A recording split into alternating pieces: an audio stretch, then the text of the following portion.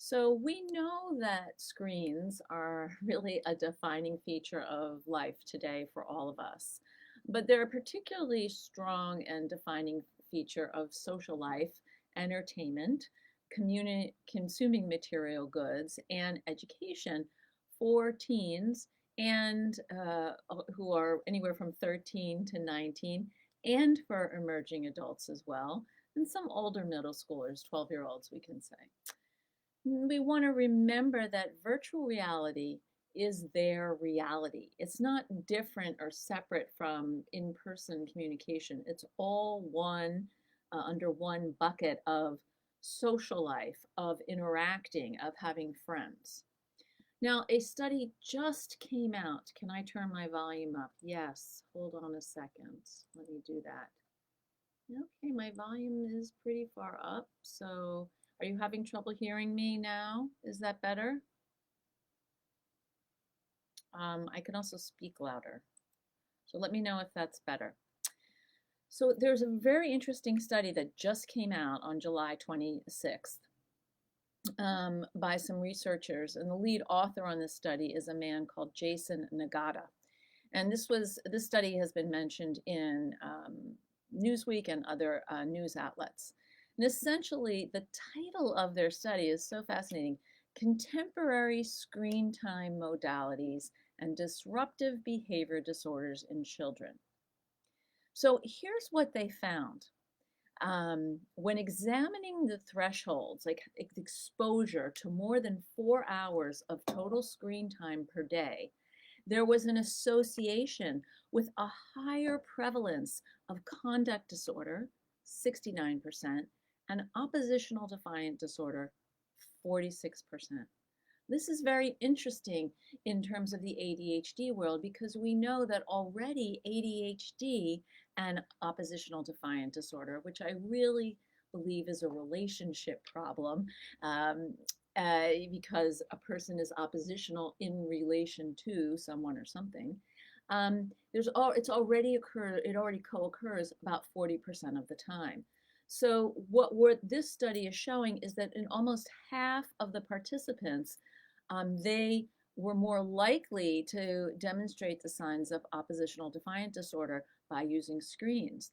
And so I'm curious if we're talking about kids with ADHD who are, 40% of them, 40% of the kids who are diagnosed with ADHD, around 10%, already have oppositional defiant disorder, then this is means that more of them are more likely to get it, to develop the symptoms of it, just like any kids. But because of the proclivity, the tendency, the rate is even higher. Now, I don't have a statistic for you on that, but it's just kind of looking at these numbers and thinking about what that means for kids with ADHD and co-occurring oppositional defiant disorder. One of the findings from the study that was so interesting is that 1 hour on social media is linked to a 62% higher rate of a behavioral or mental health condition. Wow, that is really incredible, right? That's amazing. And the author of the study, Dr. Nagata, found that adolescents are so attached to their phones that nearly 50% of them said that they lose track of time. Now, we know that time management, hyperfocus, distractibility, all traits of ADHD already occur. And then if we add in this new study and the statistics from this new study, that means that kids with ADHD are at an even higher risk of behavioral or mental health condition. Interesting, this idea that you can be so attached to your phone that almost 50% of them lose track of time. Now, for kids with ADHD who already struggle with feeling time, understanding what time is, this is a serious, there are some serious implications from this study. Now, we know that social media is where today's teens meet and hang out. And separating kids from their phones can actually result in social isolation and alienation from peers. So when a lot of parents come to me and they're like, I'm taking the phone away because blah, blah, blah, and their kids become almost hysterical. Please don't do that. Don't take my phone away. I need my phone. That's how I connect with my friends. That is actually true. So how can we teach what I would call a healthy media diet? How can we teach responsible um, screen behaviors to our teens? What teens need is guidance for managing apps and meeting places online, for using screens effectively for something like studying or researching, managing, not multitasking, which that I want to talk about. We're going to talk about later this fall, but actually how to stick with what you're doing. And rather than switching from one thing to another, because another study came out that said that people with ADHD lack the capacity for that kind of flexibility. And so while media multitasking doesn't exist in any of our brains, it's particularly hard for people with ADHD. So let's talk a little bit about teens. So teens are interested in social status, peer acceptance, and friendships. They need each other as they shift away from the primary focus of family to paying more attention to the outside world and who they are in that outside world. They're developing what I call connected independence, right? They still are connected to the family, but they're also learning to stretch those muscles and make decisions on their own and be in the world and hang out with friends and develop the maturity that they need to be effective adults. So there's a lot of pressure on the platforms and social media to act in certain ways, to say things in a particular way, and above all, to express loyalty to the group that's on that platform or that's participating in whatever conversation is going on. We also see what happens is that there's a group think that develops. So now this entity online has a way of interacting and thinking about things, which put pressure on individuals to, to silence their personal ideas or personal morals or priorities in service of that group uh, mind, right? The group blobby mind. So this means teens will say and do things online that don't actually reflect who they really are in private or what they actually believe. And if you really want a great example of this and information about this, and there was a CNN special several years ago, it is still relevant today, called Being 13. You can watch it on YouTube or maybe in the CNN archives. I highly recommend it. It's very, very interesting and enlightening, and frankly, a little bit eye-opening. Um, so what we're seeing is that teens are defining themselves based on the numbers of likes that they have and saying things via text or social media that they wouldn't feel comfortable speaking in person. And these are examples of irresponsible digital footprints. I'm leaving my digital footprint by saying this or doing this or posting this picture of myself at a party, and I'm not really thinking about what the long-term consequences of that are, which for teens would have to do with college admissions or or potential employers who will look you up online and see what your story is. So these kinds of uses of social media really can negatively affect self-understanding and relationships. So this issue of unrealistic expectations that teens and adults have about themselves based on comparisons to others that they see on social media is a very common and profound source of self-criticism, self-degradation, and low self-esteem. Kids will denigrate themselves. Adults will do this too. They may feel jealous of things they see on social media. You know, I was recently, I to log on to here on Facebook. I was logging on, and there was a woman that I know who's, in Greece with her son, and what a great time they're having, and her partner, she's biking, from Maine to Florida, and I was like a little jealous, like I'd like to be on Santorini. That looks fun. So we all do that. We all do this kind of comparison. And it's natural to compare yourselves to others and look for similarities and contrasts when you're a teen. That's part of your identity formation. Now, I'm curious to ask you, people who are here today, how many of you compare yourselves to others? And do you come out on top and feel good about yourself? Or do you tend to come out underneath that person or on the bottom? You come up short. A lot of us do this. I do this sometimes. I bet you do. So how many of you, tell me if you do this, and then when do you recall doing this? Like, do you do this every day? When did you just start doing this? I'm really curious about this pattern of comparison. I call this compare and despair. And this compare and despair behavior is inherently linked to social media platforms, time on social media, and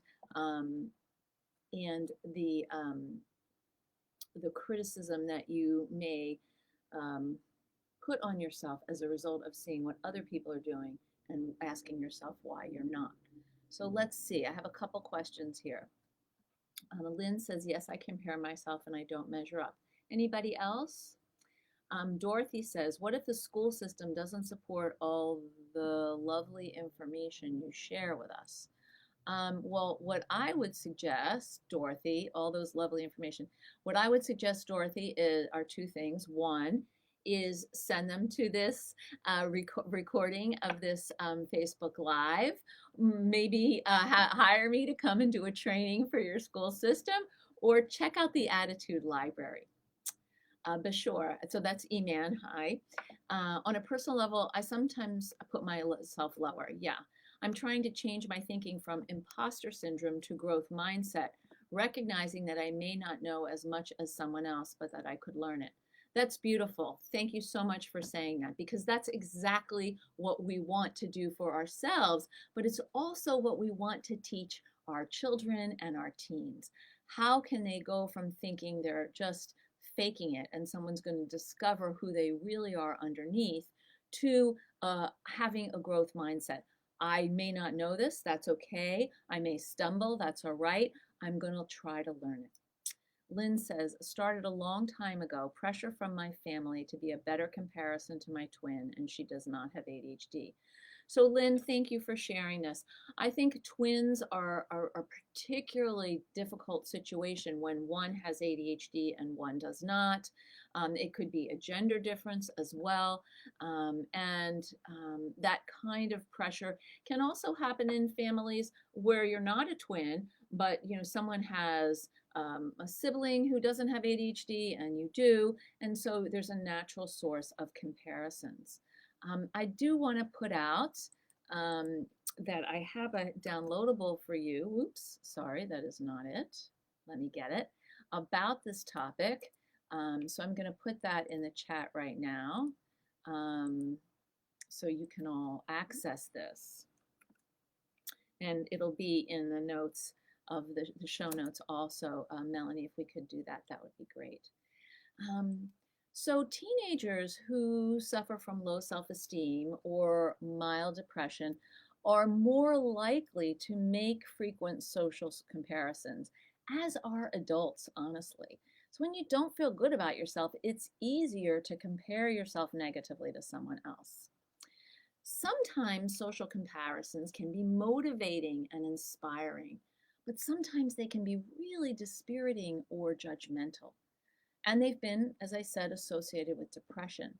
Using social media for this process of of comparison has been found to have a significant downside in a study by White and Langer.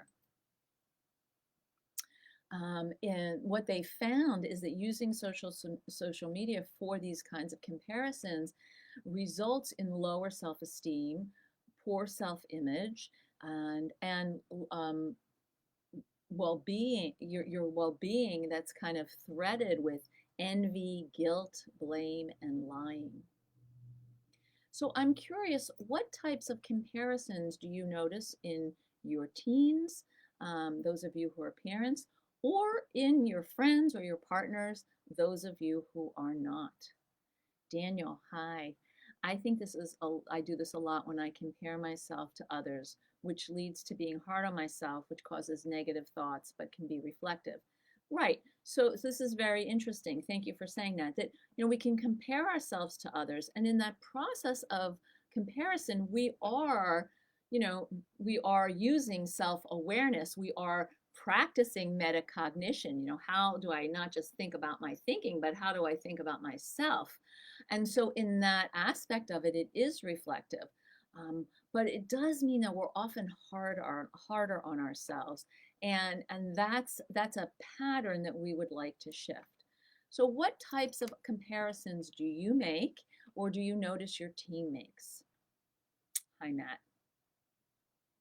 I don't see any comments here. I'd love to see some comments.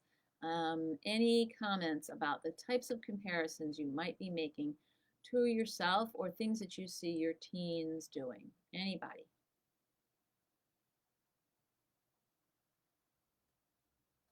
Okay. Well, put it in the chat when you have a chance. So our goal here is to aim for a balanced media diet, to shift the belief that screen use is a right versus screen use is a privilege. So those of us who were born before this thing was invented, and there are many of us online here, understand that there was a whole life that we led without a phone, and that having a phone actually is a privilege.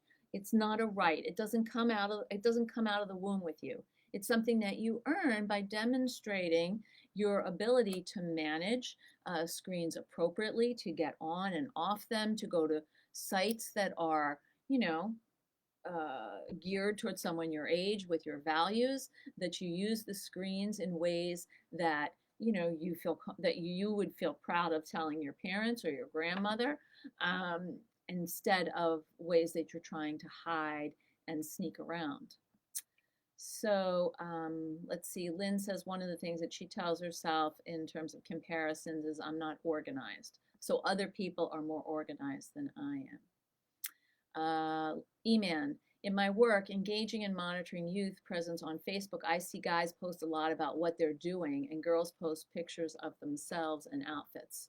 Right, so there's a lot of pressure online, thank you, E-Man, for women in particular about how we look, and for teens, there's a lot of image conscious stuff. I have a client who has a very active Instagram account. This is a former client, and there were all kinds of very sexy shots of them, and it was hard for their parents to see that, and it was hard for their parents to understand how they're choosing to put themselves out in the world in this sexualized way. Let's see, Kara, teens out having fun, smiling, happy with family. And I can barely get mine to hang out at all. Yeah.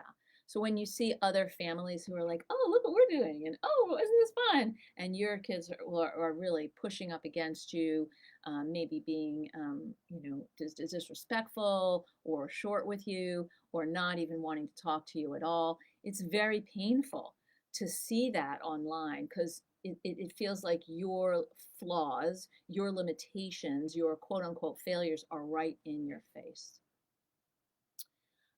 Let's see. So I hear you, Kara. I really do. Dorothy, mostly that others seem to be happier. For example, he thinks that everyone else is happier because they play gaming 18 hours a day and stay up late. Right. So that's that's like a false perception of what's going on. Now, there may be people who are gaming 18 hours a day and he is losing out because he can't, but that doesn't, that doesn't mean they're necessarily happy, or they may actually be addicted. Matt, my ADHD doctor is off the planet and has been for quite some time. At the age of 17, okay, maybe it's your, I don't quite understand. I think that's a typo. Mm, uh, Sometime at the age of 17, self-diagnosed with treated with marijuana instead of Ritalin. I'm 34 and now have a marijuana problem, but I still know what I should be doing, but stuck in a trap. I have anxiety and depression, but I still soldier on the daily. Nothing stops me. I'm just really stuck. I hear you, Matt. Thank you so much for sharing that. I think a lot of people self-medicate with marijuana instead of the psychotropic medication, the Ritalin class, or the dexedrine salt, or the Adderall class, or non-stimulants. And what happens is that this occurs, that you can become an addict to marijuana, using marijuana all the time to sort of turn the volume down on your anxiety and depression. But what it's doing is it's actually affecting your whole brain, and it's not targeted to the dopamine receptors or the serotonin receptors that really manage ADHD and anxiety or depression. So I don't know if there is an ADHD doctor near you, or a prescriber, or if you could talk to your primary care doctor about that, and perhaps consider joining NA, or some group online that can help you reduce the usage of marijuana. Good for you for soldiering on, though. Cassandra, I try to keep from making comparisons, and I try to keep my daughter from doing the same. I deal with imposter syndrome. I don't want her to fall victim to this, always waiting for others to figure out she isn't as capable as she thinks she is. She's capable, she's able, she just has her individual challenges. That's exactly right, Cassandra. That's exactly the kind of message that we want to convey to our teens. And we have to constantly build that up for them, because the world out there, the world in here on the screen, is doing the opposite. And so that's one of the interventions I'm going to talk about later, which is to really notice your strengths, to be able to name and nurture your interests. Deb, seeing others happier isn't necessarily the truth, as I know personally, and their struggles and challenges. Yeah, right. So that's the thing that we want to remember, is that what people post on Facebook is a creation. It's a narrative that they want other people to see. It's not actually the real day-to-day of, oh my God, I have a huge pimple, or I had a horrible fight with my brother. That's not what's posted. What's posted is, other stuff most of the time. Thank you for posting that, Melanie. I appreciate that. Thank you. Okay, so let's keep moving forward. So ironically, so what is a balanced life? Like, what is a balanced life in the digital age? So it includes non-screen activities, such as hanging out with friends in person, doing reasonably well at school or work, engaging in sports or other hobbies, and interests that promote good psychological health. And while many kids and teenagers can do this, and adults as well, those with ADHD, learning disabilities, level 1 autism or anxiety or depression often struggle due to the delay in the prefrontal cortex maturity. So this part right here, where the executive functions really are managed, and challenges with those executive functions.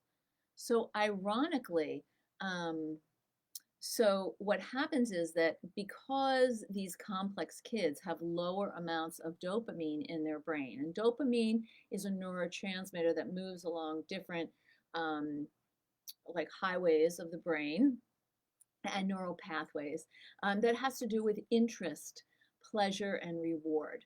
And when people don't have enough dopamine, they usually often have ADHD. So this is part of what it means to have ADHD. And so people become totally engaged in digital activities or other high risk, fast reward activities because they generate dopamine very quickly. There's pleasure, satisfaction, and accomplishment. They generate the dopamine that their brains lack. It's harder for them to stop because nothing else seems as fun or captivating or compelling. These kids and teens and adults who are wired differently kind of lack a cause and effect thinking more than their neurotypical peers. So they really can't see or don't believe that certain consequences will happen to them, or that spending time, this much time on the computer, you know, they don't know, they're not paying attention to what they're not doing, because the ADHD brain is a now, not now brain. So now they're getting a lot of rewards, a lot of juices coming here. It's very stimulating. Not now, the homework, the trash that I have to take out, the report I need to write for work, that's later. That I'm not thinking about that. So one of the things that happens with, with social media or games and stuff like that is that they're very appealing because pings and colors, and there are quick tangible levels of achievement that activate the novelty detectors in the dopamine pathways of our brain that manage attention, pleasure, and addiction. So often kids or teens, adults with ADHD or a learning disability autism, anxiety, or other mood disorders may have trouble concentrating or completing tasks they dislike because they're not novel. They're not, that there's no shiny coin, shiny aspect to, brighten you up and say, oh, I want to do that. And but they can perform very well on activities that they do like, because in the process of doing something they like, whether it's online or it's reading, or writing a song, or playing hours of basketball, that pathway in their brain of both interest and reward and pleasure is being fed and is stimulated. So that's why we see kids who can concentrate on the computer, on their game for hours, but can only spend 5 minutes on their homework. Any questions about this so far? Oh yes, Daniel's asking something. I think young people see people's lives are always more positive, but can lead, why is my life not like this? That's exactly right. Or I can't meet my dreams. For example, in Facebook, I felt my friends showing their grades in graduation higher than mine, but I know I work hard, but my ADHD can be prevented. That's why I deleted Instagram, as it was really affecting my well-being and time wasting. Woohoo! Yay! Good for you for deleting it. Thumbs up. I really appreciate your sharing this, and I appreciate your saying that. Sometimes I participate in things where people post numbers like, oh, how many people did you have that came to the summit, or how many followers do you have, or this or that. And I really feel like that's so toxic. In fact, I was at a meeting earlier this week, and we were talking about how to promote an event that was coming up. And someone said, well, we need to get somebody who's a social influencer, because I'm a nobody. And I raised my hand and interrupted. I said, wait a minute. You are not a nobody because you are not a social influencer. Like, those things are not equal. You are a somebody. You are a somebody to all of us. You're a somebody to your friends and your family. You're a somebody at work. And so this kind of confusion about being a somebody because I have followers versus being a nobody because I don't is very misguided, and it's also dangerous because it makes people feel bad about themselves, and it can increase really negative thinking about yourself. So what can we do to help build a healthy media diet for teens and actually for ourselves? So I'm going to talk a little bit about my easy on, easy off method. So the first thing that we want to do as if we're parents is, and if you're not and you're struggling with this, is to notice your relationship to technology. Most adults are constantly tuned into their devices. I mean, I don't know about you, but when I'm, waiting for the train or I'm in line at the grocery store, everybody's on their phone.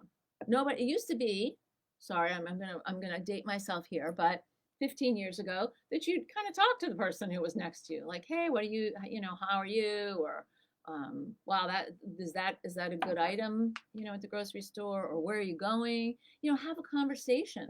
And now people don't do that. And so I think that increases a kind of alienation.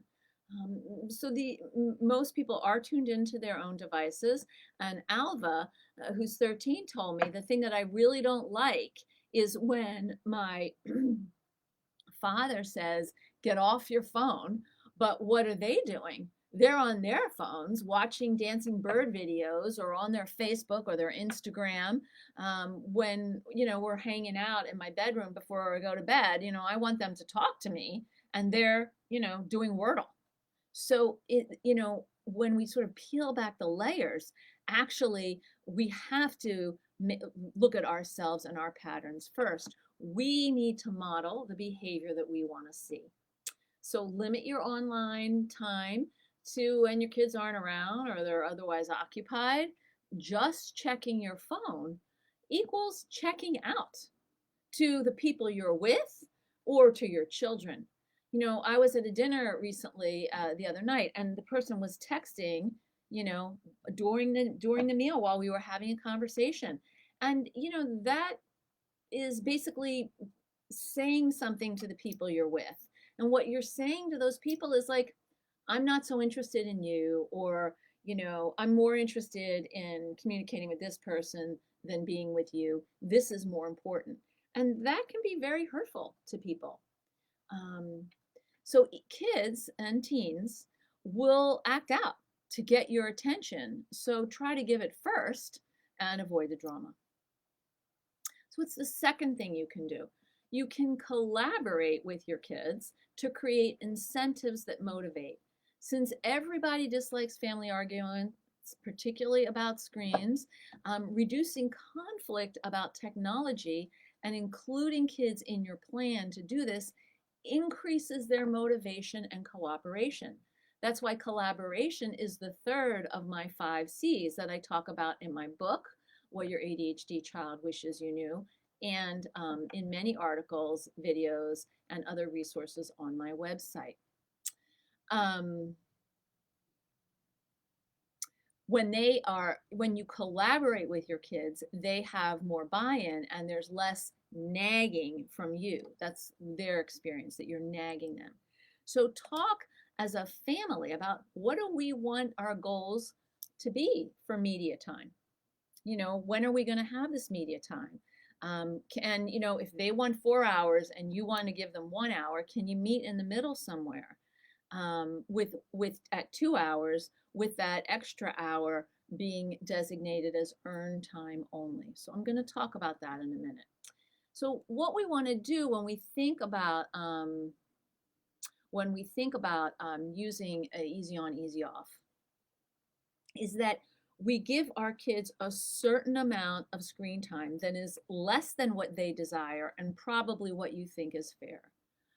But they can earn the extra time through good deeds, through cooperation, through doing what needs to be done. Their homework, walking the dog, emptying the trash, participating in life and getting, doing the have-tos before the want-tos.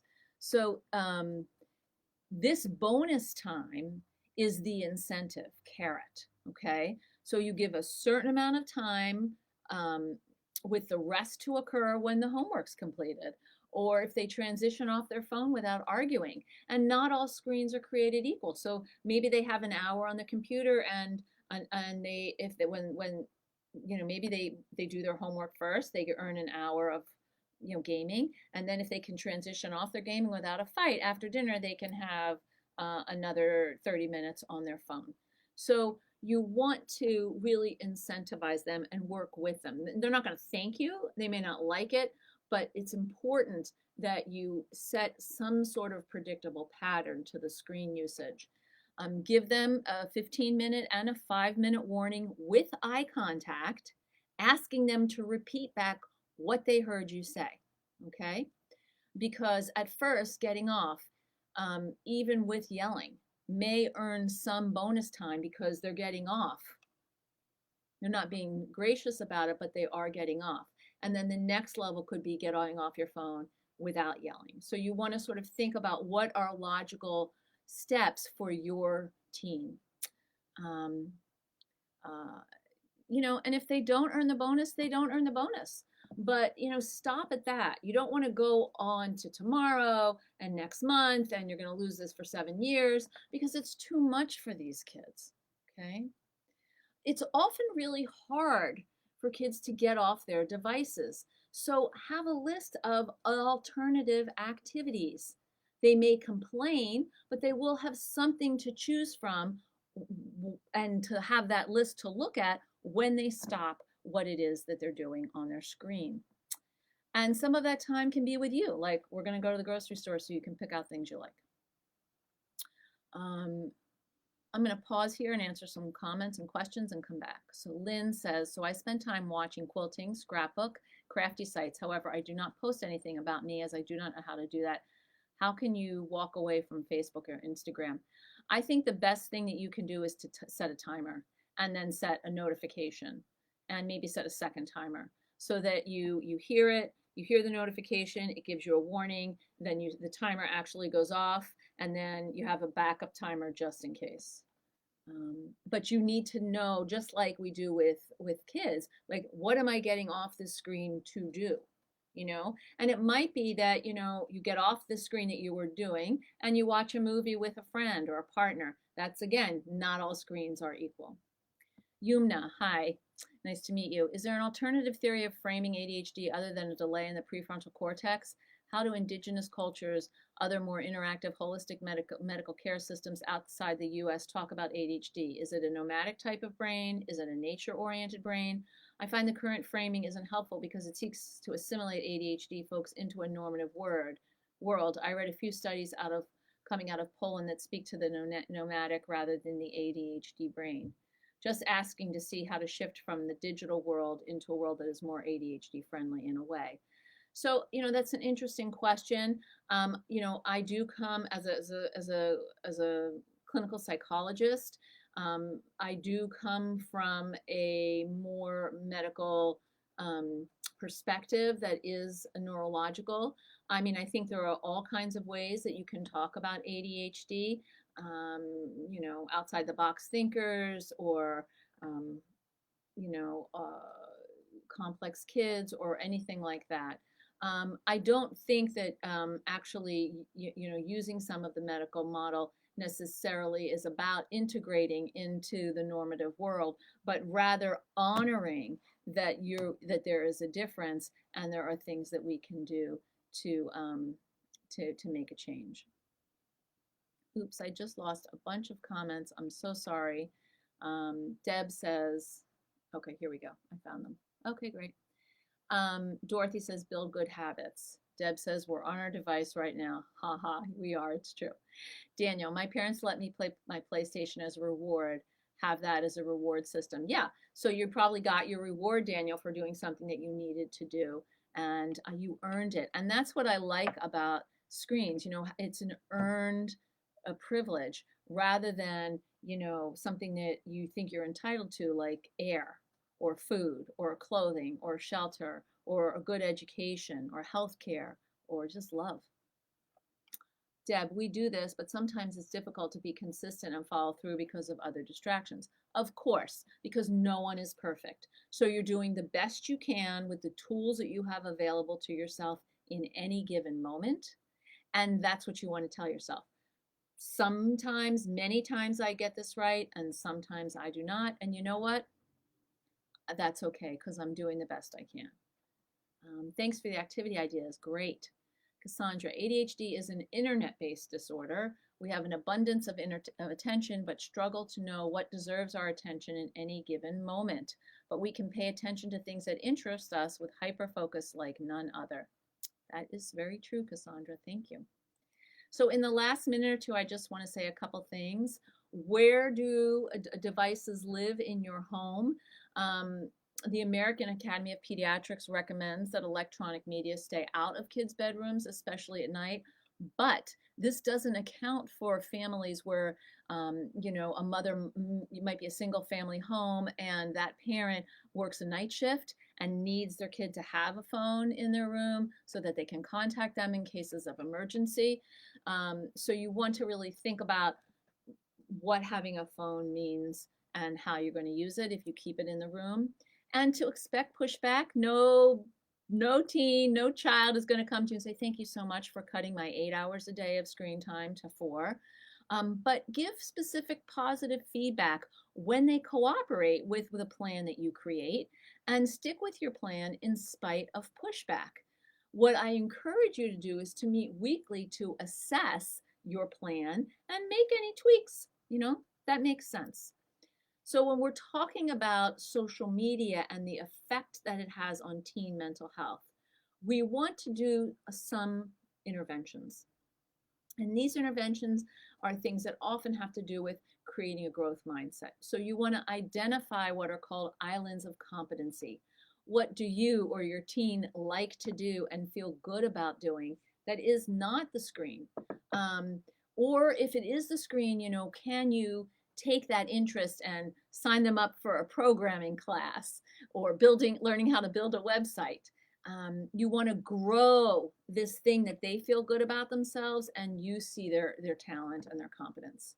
You want to pay more attention to strengths rather than challenges so that we can help build up a conversation in the head, an internal conversation that notices good things, not just deficits.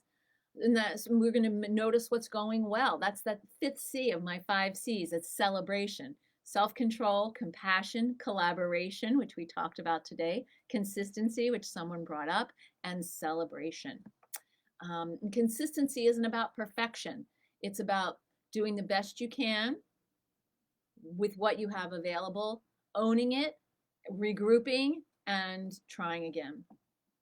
You want to help teens define and identify who real friends are and what they say.